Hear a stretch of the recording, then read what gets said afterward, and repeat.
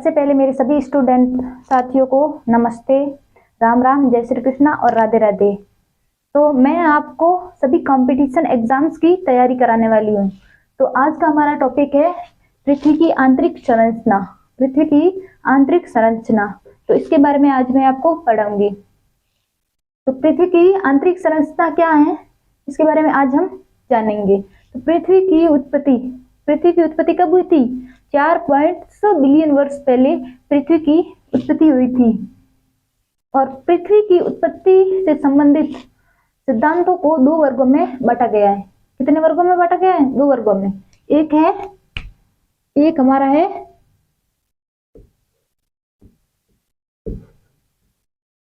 सिरसम्मत सिद्धांत, एक है हमारा सिरसम्मत सिद्धांत, और दूसरा है आधुनिक सिद्धांत। आधुनिक सिद्धांत दूसरा हो गया हमारा आधुनिक सिद्धांत। तो सिरसम्मत सिद्धांत में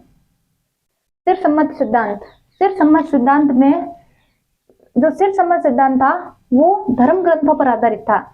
सिरसम्मत सिद्धांत धर्म ग्रंथों पर आधारित था और इसमें ठोस वैज्ञानिक तथ्यों का अभाव था, इसलिए इस सिद्धांत को कोई मान्यता नहीं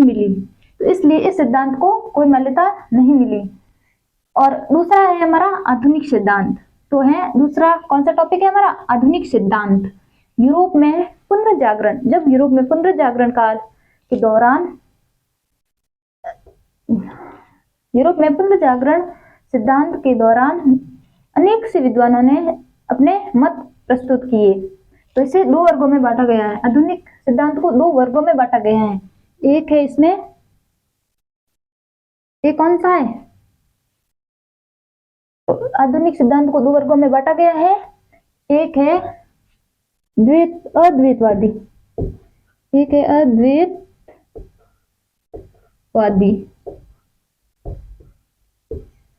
अद्वैतवादी और एक है द्वैतवादी। तो आधुनिक सिद्धांतों को दो वर्गों में बांटा गया है, अद्वैतवादी और द्वैतवादी। अब सबसे पहले मैं आपको अद्वैतवादी की परिभाषा बताती हूँ, ठीक है? तो ये हो गया अद्वैतवादी। अद्वैतवादी किसे कहते हैं? अद्वैतवादी के अनुसार जो हमारी पृथ्वी है, जो अद्वैतवादी सिद्धांत के अनुसार पृथ्वी का निर्माण एक बहुत बड़े आकाशीय पिंड से हुआ है। पृथ्वी सहित समस्त सौर तंत्र का निर्माण एक बहुत ही बड़े आकाशीय पिंड से हुआ है। तो अद्वैतवादी सिद्धांत के अनुसार, इसके अनुसार पृथ्वी सहित समस्त सौर तंत्र का निर्माण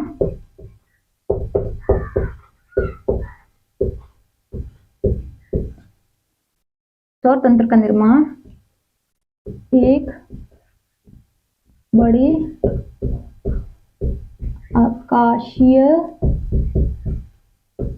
आकाशीय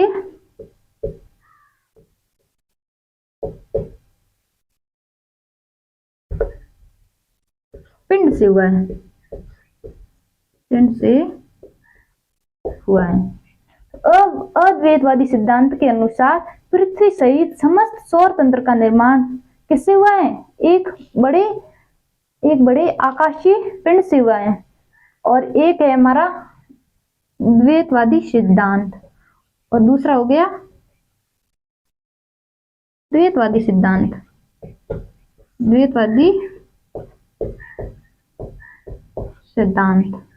तो द्वैतवादी सिद्धांत, तो अद्वैतवादी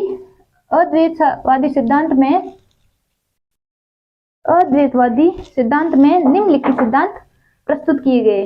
निम्नलिखित सिद्धांत अद्वैतवादी सिद्धांत में निम्नलिखित सिद्धांत प्रस्तुत किए गए। तो वो सिद्धांत है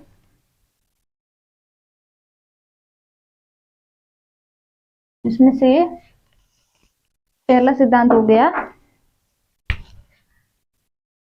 अद्वैतवादी के सिद्धांत। इसमें पहला सिद्धांत हो गया निहारिका सिद्धांत। निहारिका सिद्धांत निहारिका सिद्धांत किसने दिया था? ये सिद्धांत निहारिका सिद्धांत किसने दिया था? इमैनुअल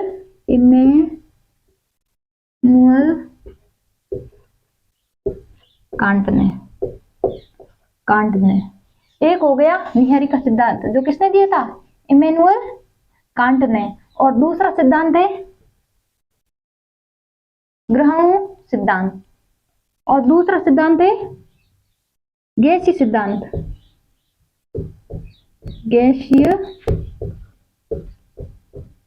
सिद्धांत। और जो तीसरा हमारा सिद्धांत है वो है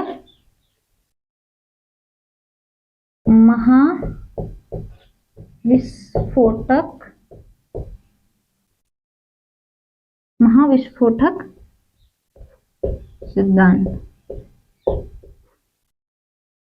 तीसरा हो गया हमारा महाविस्फोटक सिद्धांत। तो गैसीय सिद्धांत किसने दिया था? गैसीय सिद्धांत दिया था लाप्लास ने।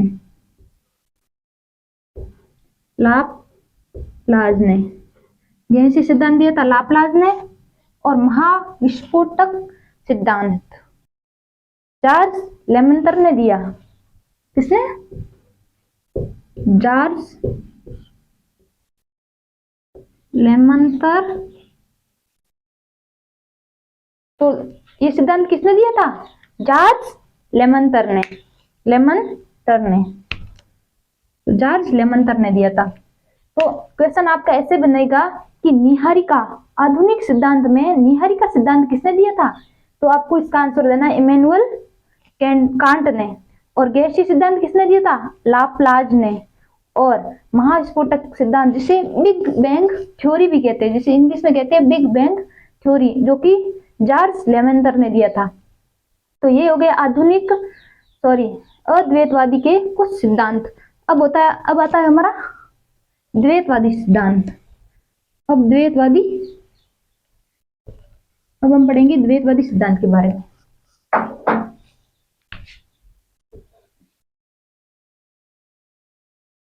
द्वैतवादी सिद्धांत।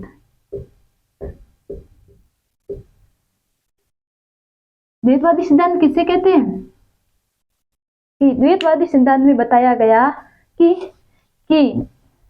हमारे पृथ्वी सहित समस्त सौर तंत्र का निर्माण एक आकाशीय पिंड से नहीं हुआ, बल्कि दो या दो से अधिक तारों से निर्माण हुआ है। तो इसके अनुसार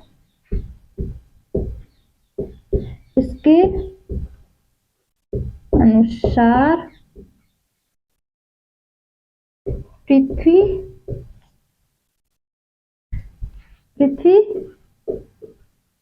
सहित समस्त सौर तंत्र का निर्माण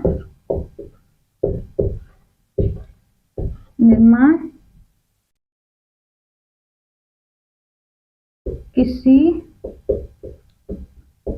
एक आकाशीय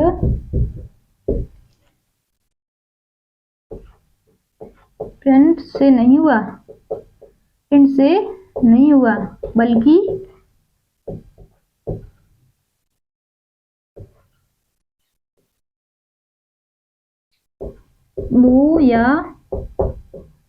दो से अधिक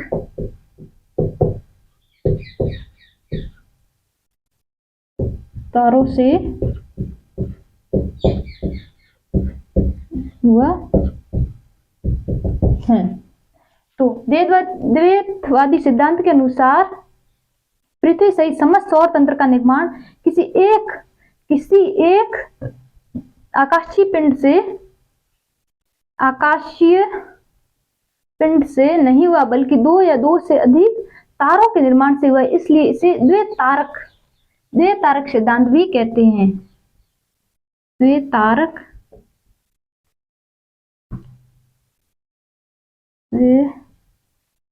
सिद्धांत भी कहते हैं।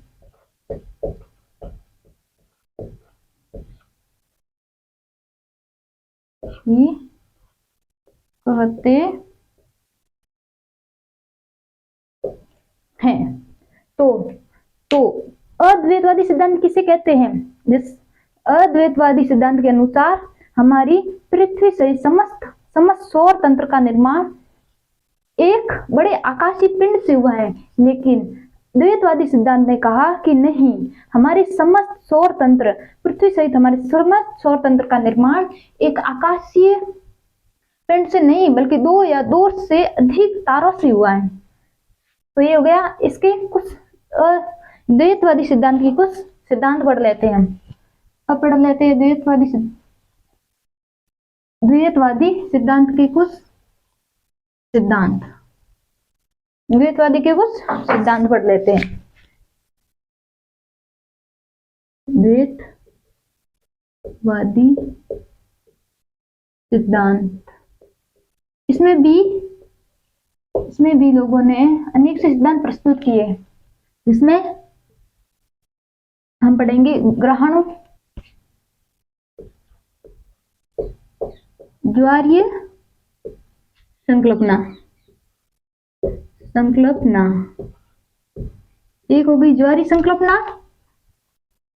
और दूसरा हो गई, एक दिया ज्वारीय संकल्पना और दूसरा ग्रहण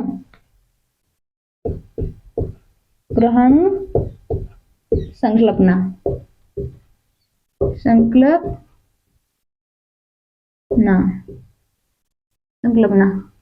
और तीसरा हमारा हो गया है कौन सा? द्वितारक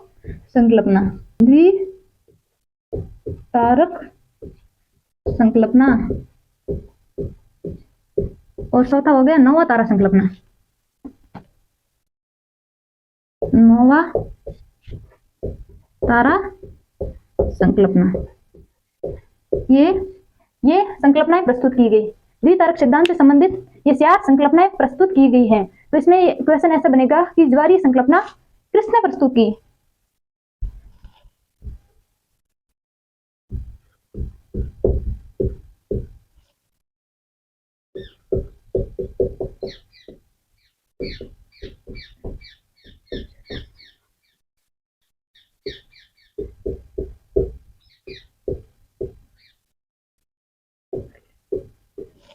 और द्वितारक संकल्पना किसने की?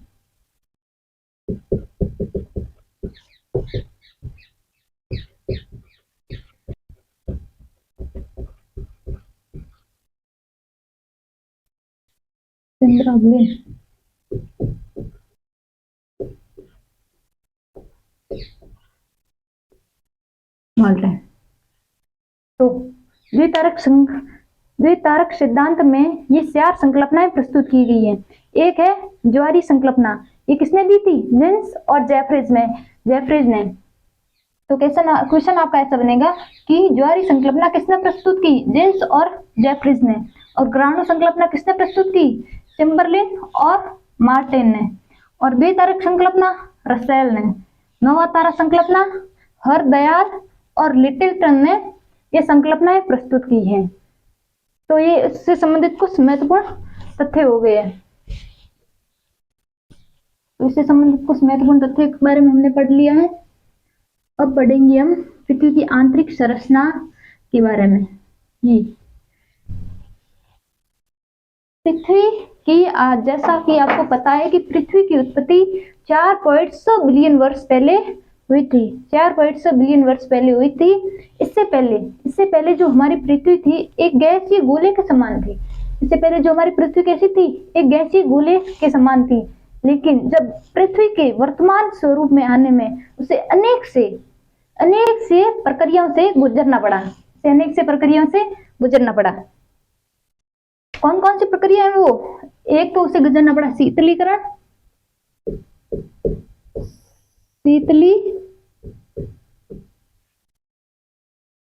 शीतलीकरण,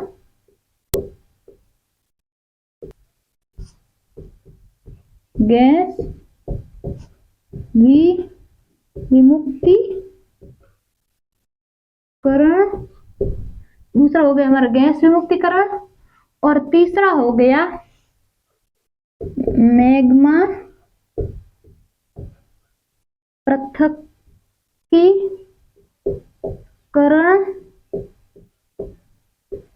और चौथा हो गया है शीतलीकरण, गैस विमुक्तिकरण, मैग्मा पृथक्कीकरण, घनीभूतीकरण,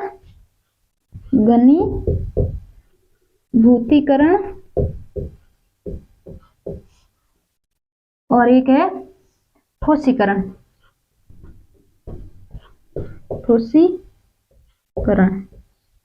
और एक हो गया हमारा ठोसीकरण। तो पृथ्वी को वर्तमान स्वरूप में आने के लिए उसे अनेक से प्रक्रियाओं से गुजरना पड़ा, जिसमें से है एक शीतलीकरण, गैस विमुक्तिकरण, मैग्मा पृथक्कीकरण और घनीभूतीकरण और ठोसीकरण। तो जैसा कि आपको पता है कि पृथ्वी वर्तमान स्वरूप में, पृथ्वी जो है वो हमारे वर्तमान स्वरूप में एक गैसीय गोले के समान थी।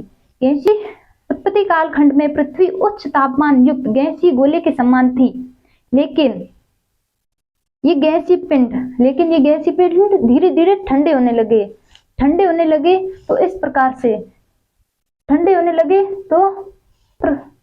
तो इस प्रक्रिया को क्या कहते हैं हम? शीतलीकरण। तो इसे क्या कहते हैं? शीतलीकरण। अब बताएं, अब पढ़ेंगे मैग्मा पृथक्कीकरण। मैग्मा पृथक्कीकरण कैसे हुआ? तो शीतलीकरण की इस प्रक्रिया से भारी पदार्थ पृथ्वी की केंद्र की तरफ और हल्के पदार्थ पृथ्वी की सतह की ओर जाने लगे। तो इसे कहते हैं गैस विमुक्तिकरण। तो इसे क्या कहते हैं? गैस विमुक्तिकरण। सॉरी, इसे कहते हैं मैग्मा पृथक्कीकरण। तो शीतलीकरण की प्रक्रिया के दौरान हल्के पदार्थ सतह की ओर और भारी पदार्थ केंद्र की ओर, पृथ्वी के केंद्र की ओर उत्प्लावित हुए। इसे कहते हैं मैग्मा पृथक्कीकरण। और शीतलीकरण प्रक्रिया के दौरान शीतल होती हुई पृथ्वी से विभिन्न गैसें आरंभिक वायुमंडल का निर्माण हुआ तथा ये प्रक्रिया गैस विमुक्तिकरण प्रक्रिया कहलाई। मैग्मा पृथक्कीकरण से सतह पर उपस्थित हल्के पदार्थ एकत्रित होने लगे। मैग्मा पृथक्कीकरण से सतह पर उपस्थित पदार्थ एकत्रित होने लगे। तो उसे क्या कहते हैं? घनीभूतीकरण। मैग्मा पृथक्कीकरण से हल्के पदार्थ सतह के ऊपर एकत्रित होने लगे। इसे हमारी पृथ्वी की वर्तमान ऊपरी परत का निर्माण हुआ। इसे कहते हैं घनीभूतीकरण। और इसी से हमारी पृथ्वी वर्तमान स्वरूप में इसे कहते हैं ठोसीकरण। तो इसकी प्रक्रिया मैं आपको दिखा देती हूँ। तो शीतलीकरण, सबसे पहले हम पढ़ेंगे शीतलीकरण के बारे में। तो शीतलीकरण किसे कहते हैं?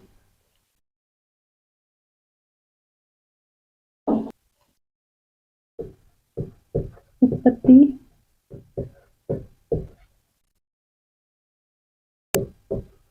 कालखंड में पृथ्वी उच्च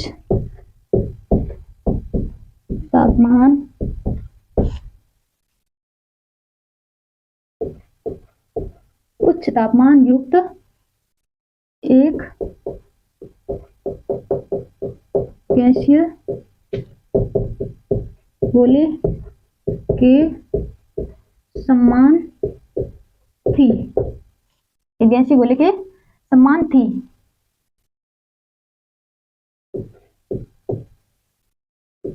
ये तापीय गैस धीरे धीरे ठंडा होने लगा। इसे क्या कहते हैं? इसे कहते हैं, इसे शीतलीकरण कहते हैं। शीतलीकरण हो गया। अब है गैस विमुक्तीकरण। अब पढ़ेंगे मैग्मा पृथक्कीकरण। मैग्मा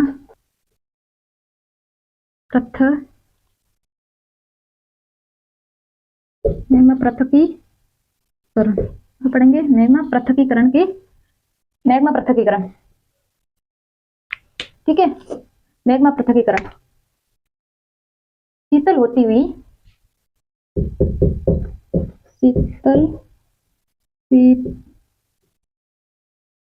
शीतलीकरण प्रक्रिया के दौरान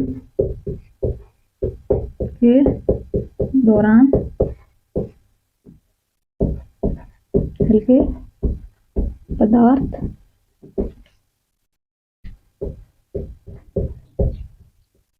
केंद्र की ओर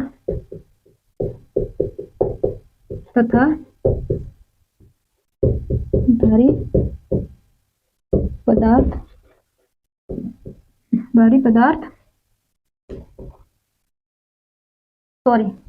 हल्के पदार्थ सतह की ओर, हल्के पदार्थ सतह की ओर तथा भारी पदार्थ केंद्र की ओर प्लावित हुए।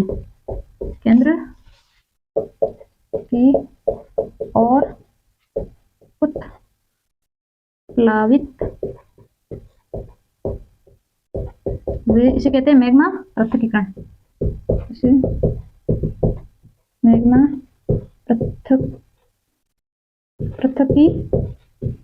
इसे मैग्मा पृथक्कीकरण कहते हैं।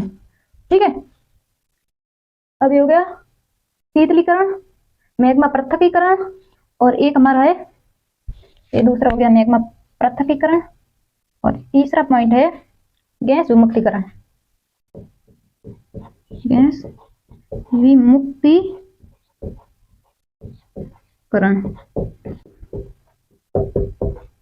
शीतल होती हुई पृथ्वी से विभिन्न गैसें आरंभिक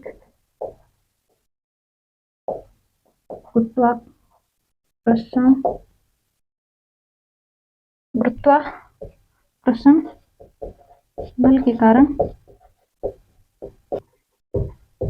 पृथ्वी के चारों ओर एकत्रित होने लगी। इन गैसों से आरंभिक वायुमंडल का निर्माण हुआ।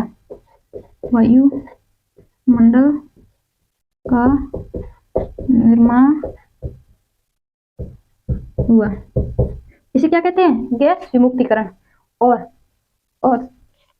चौथा पॉइंट हो गया घनीभूतीकरण। अभी चौथा पॉइंट है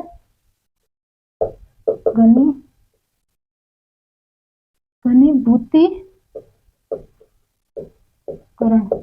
घनीभूतीकरण किसे कहते हैं?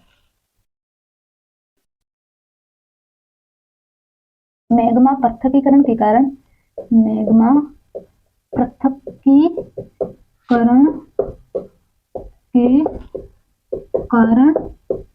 हल्के पदार्थ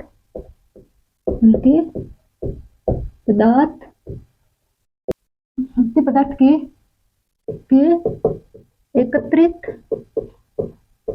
एकत्रित होने से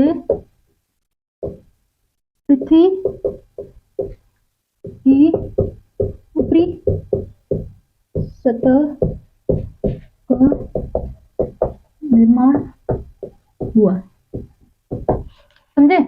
तो पृथ्वी की आंतरिक संरचना में पहले हुआ शीतलीकरण। उत्पत्ति काल खंड में पृथ्वी उच्च तापमान युक्त गैसीय गोले के समान थी। यह तापमान धीरे धीरे ठंडा होने लगा, जिसे शीतलीकरण कहते हैं।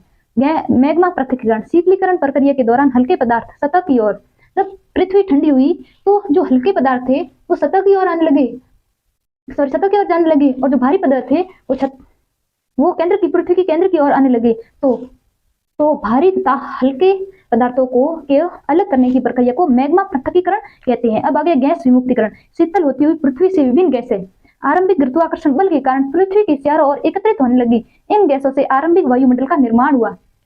और घनीभूतीकरण में मैग्मा पृथक्करण के कारण हल्के पदार्थ के एकत्रित मैग्मा पृथक्करण हुआ। ये इस प्रक्रिया के दौरान जो हल्के पदार्थ थे वो एकत्रित हुए और इसे पृथ्वी की ऊपरी सतह का निर्माण हुआ। और इसके पश्चात हो गया इसी प्रकार हो गया ठोसीकरण। पृथ्वी के वर्तमान स्वरूप का निर्माण हो गया, जिसे कहते हैं ठोसीकरण। इसे नोट कर लीजिए। शीतलीकरण, मैग्मा पृथक्करण, गैस विमुक्तीकरण और घनीभूतीकरण। ठीक है, ये हो गए, इसे नोट कर लीजिए। कर ले नोट।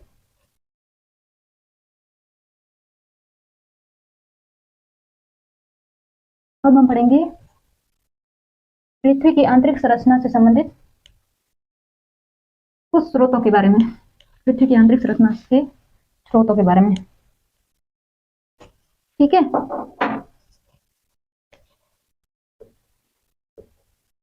पृथ्वी आंतरिक संरचना से संबंधित स्रोत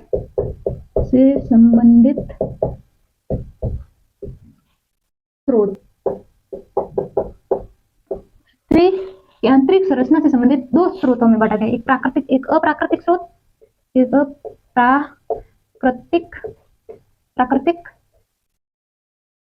प्राकृतिक और एक है प्राकृतिक। एक हो गया प्राकृतिक स्रोत, एक हो गया अप्राकृतिक स्रोत और एक हो गया प्राकृतिक स्रोत। अप्राकृतिक स्रोत में है तापमान, दाब और घनत्व। हो गया घनत्व। और प्राकृतिक स्रोत में हो गया ज्वालामुखी,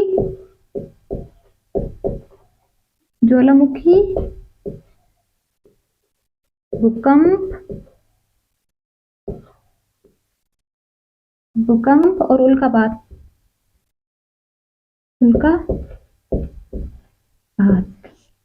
ये हो गए इस प्रकार। तो सबसे पहले पढ़ेंगे हम अप्राकृतिक स्रोत। पृथ्वी की आंतरिक संरचना से संबंधित प्राकृतिक स्रोत के बारे में हम सबसे पहले पढ़ेंगे, जिसमें हम पढ़ेंगे सबसे पहले इसके घनत्व के बारे में। इसके बारे में पढ़ेंगे घनत्व के बारे में। अब ये हो गया घनत्व।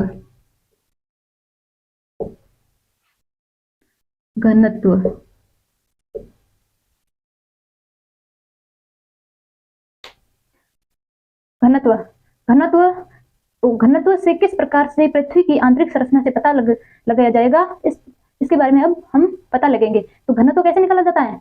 घनत्व बराबर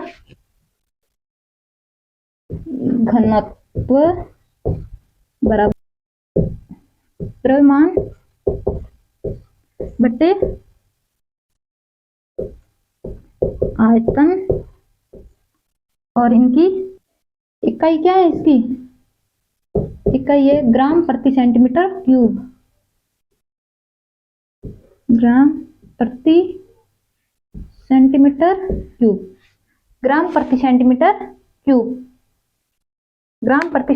क्यूब। अब घनत्व किसे कहते हैं?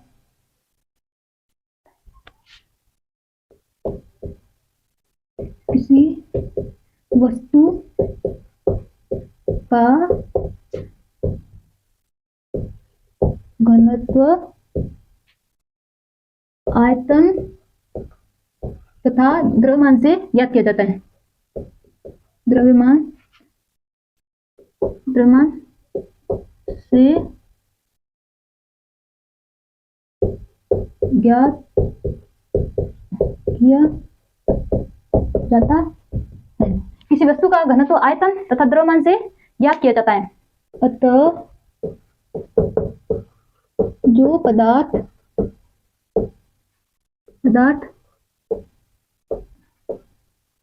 जितने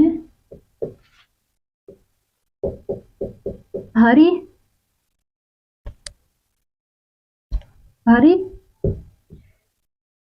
तत्व से निर्मित होगा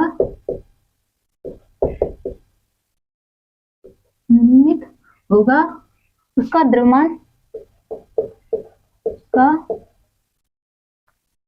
उतना अधिक होगा। उसका घनत्व उतना अधिक होगा और जो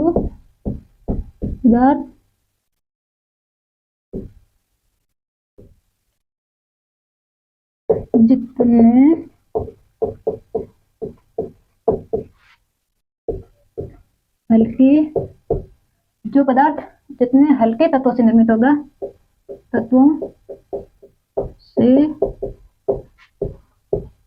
निर्मित होगा उसका घनत्व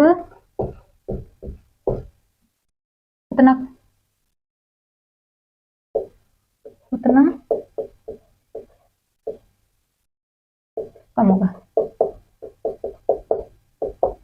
घनत्व किसी वस्तु का घनत्व आयतन तथा द्रव्यमान से ज्ञात किया जाता है। ये द्रव्यमान घनत्व बराबर द्रव्यमान बटा आयतन। तो इस प्रकार से तो किसी वस्तु का घनत्व आयतन तथा द्रव्यमान से ज्ञात किया जाता है। अतः जो पदार्थ जितना भारी तत्वों से निर्मित होगा उसका घनत्व उतना अधिक होगा और जो पदार्थ जितने हल्के पदार्थों से जितने हल्के पदार्थ से निर्मित होगा उसका घनत्व उतना कम होगा। और हमारी पृथ्वी का जो औसत घनत्व कितना है? पृथ्वी का औसत घनत्व और पृथ्वी का औसत घनत्व कितना है? 5.52 ग्राम प्रति सेंटीमीटर क्यूब। ये है हमारे पृथ्वी का औसत घनत्व कितना है? 5.52 ग्राम प्रति सेंटीमीटर क्यूब। और पृथ्वी की ऊपरी परत का घनत्व कितना होगा? तो पृथ्वी की ऊपरी परत का घनत्व कितना होगा? ये हो गया पृथ्वी की ऊपरी परत का घनत्व। पृथ्वी की ऊपरी परत का घनत्व हो जाएगा 2.7 से 3 ग्राम प्रति सेंटीमीटर क्यूब। और पृथ्वी की मध्यम परत का घनत्व कितना हो जाएगा? इसी प्रकार पृथ्वी की मध्यम परत का घनत्व कितना हो जाएगा? 4.5 से 7.5 ग्राम सेंटीमीटर क्यूब। तो पृथ्वी की ऊपरी परत का घनत्व कितना है? 2.7 से 3 ग्राम प्रति सेंटीमीटर क्यूब है। और इसी प्रकार पृथ्वी की मध्यम परत का घनत्व 4.5 से 7.5 ग्राम प्रति सेंटीमीटर क्यूब है। और पृथ्वी की सबसे निचली परत का घनत्व कितना है? निचली परत का घनत्व कितना हो गया?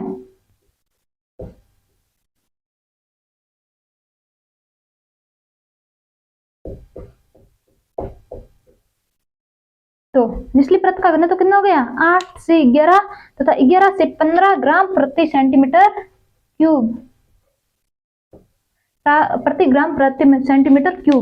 तो पृथ्वी का घनत्व, घनत्व किसे कहते हैं? किसी वस्तु का घनत्व आयतन तथा द्रव्यमान से ज्ञात किया जाता है। अतः जो पदार्थ जितनी भारी तत्वों से निर्मित होगा उसका घनत्व उतना ही अधिक होगा, और जो पदार्थ जितने हल्के तत्वों से निर्मित होगा उसका घनत्व उतना ही कम होगा। और घनत्व बराबर द्रव्यमान बट्टा आयतन, और इसकी इकाई क्या है? ग्राम प्रति सेंटीमीटर क्यूब। पृथ्वी का औसत घनत्व जो है वो 5.52 ग्राम प्रति सेंटीमीटर क्यूब है, और पृथ्वी की ऊपरी परत, सबसे ऊपरी परत का घनत्व 2.7 से 3 ग्राम प्रति सेंटीमीटर क्यूब है, और पृथ्वी के मध्यम परत का घनत्व जो है वो है 4.5 से 4.5 ग्राम प्रति सेंटीमीटर क्यूब है, और निचली परत का जो है 8 से 11 तथा 11 से 15 ग्राम प्रति सेंटीमीटर क्यूब है। इस प्रकार से पृथ्वी का घनत्व से पता लगाया जा सकता है पृथ्वी की आंतरिक संरचना से। कैसे? जैसे जो पदार्थ जितना भारी होगा उसका घनत्व उतना अधिक होगा, और जो पदार्थ जितना हल्का होगा उसका घनत्व उतना कम होगा। इस प्रकार से अनुमान से पृथ्वी की आंतरिक संरचना का पता लगाया जा सकता है। और अब पढ़ेंगे तापमान। इसके बाद हमारा टॉपिक है तापमान। क्या है? तापमान।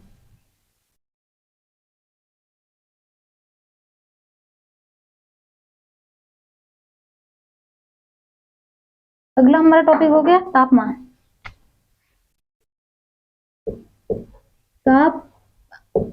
तापमान, तो तापमान किसे कहते हैं? मतलब तापमान से पृथ्वी की आंतरिक संरचना का कैसे पता लगाया जा सकता है? तो एक वैज्ञानिक का नाम था केल्विन महोदय। केल्विन महोदय ने कहा था कि 32 मीटर की गहराई में, कि जैसे जैसे 32 मीटर की गहराई में जाएंगे तो हमें 1 डिग्री सेंटीग्रेड तापमान में वृद्धि होगी। जैसे हम 32 मीटर की गहराई में, अगर 32 मीटर की गहराई में खोद करेंगे तो 1 डिग्री सेंटीग्रेड तापमान में वृद्धि होगी, ऐसा केल्विन महोदय ने कहा था। लेकिन अगर ऐसा हम करते हैं तो पृथ्वी का केंद्र हमें 2 लाख किलोमीटर प्राप्त होगा, लेकिन इतने तापमान पर हमारी पृथ्वी पर जीवन संभव नहीं है। तो ये इनका जो था वो गलत हो गया। केल्विन महोदय के अनुसार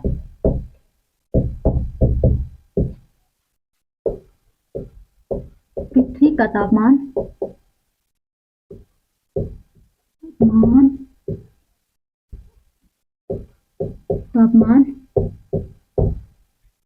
32 मीटर की गहराई में 32 मीटर की गहराई में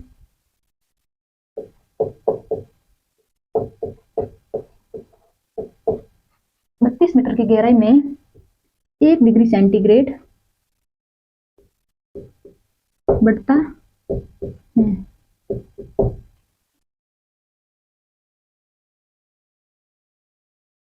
इस गणना के आधार पर पृथ्वी का तापमान में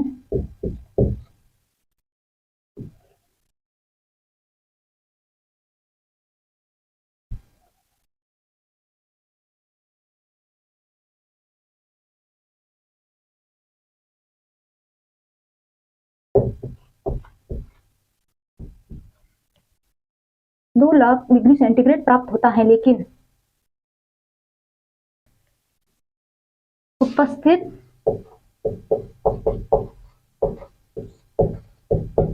होना चाहिए, लेकिन इतने तापमान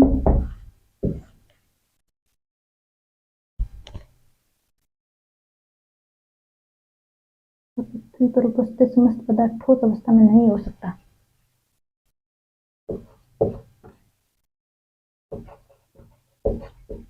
पृथ्वी पर स्थित पदार्थ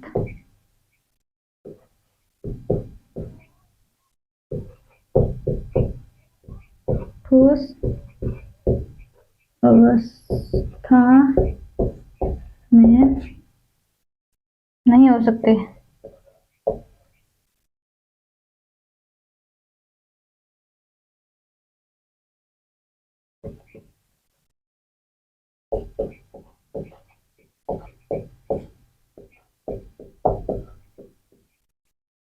नहीं हो सकते।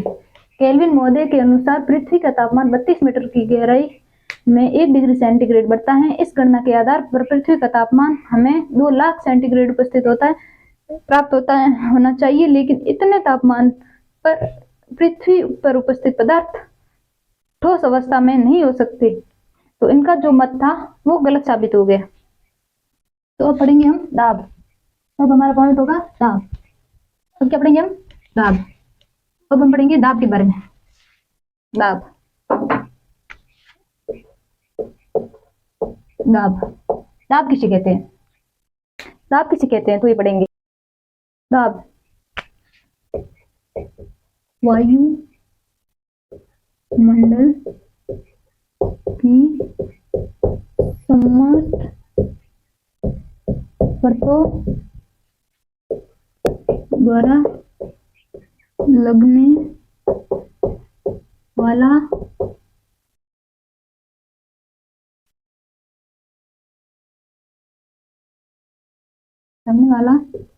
भार वायुदाब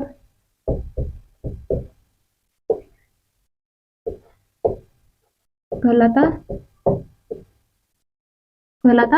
तो वायुमंडल की समस्त परतों द्वारा लगने वाला भार वायुदाब कहलाता।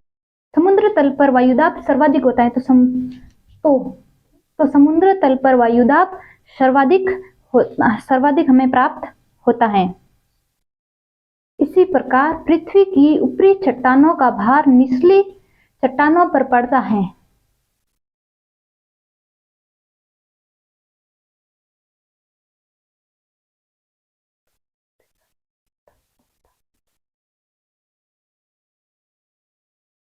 उस दाब के कारण पृथ्वी का अंतरतम तो इस प्रकार वायुमंडल की समस्त परतों द्वारा लगने वाला भार वायुदाब कहलाता है। और समुद्र पर वायुदाब सर्वाधिक पाया जाता है। तो 1013.27 मिलीबार समुद्र पर हमें पाया जाता है। तो आज के लिए इतना ही। मिलते हैं एक नेक्स्ट क्लास के अंदर। तब तक आपने अगर हमारा चैनल सब्सक्राइब नहीं करता तो चैनल को सब्सक्राइब कर दीजिए, क्योंकि ऐसे ही पाठ मैं आपको हमेशा पढ़ाती रहूंगी और हर कंपटीशन की तैयारी इससे आप कर सकते हो। तो धन्यवाद मुझसे जुड़ने के लिए। जय हिंद।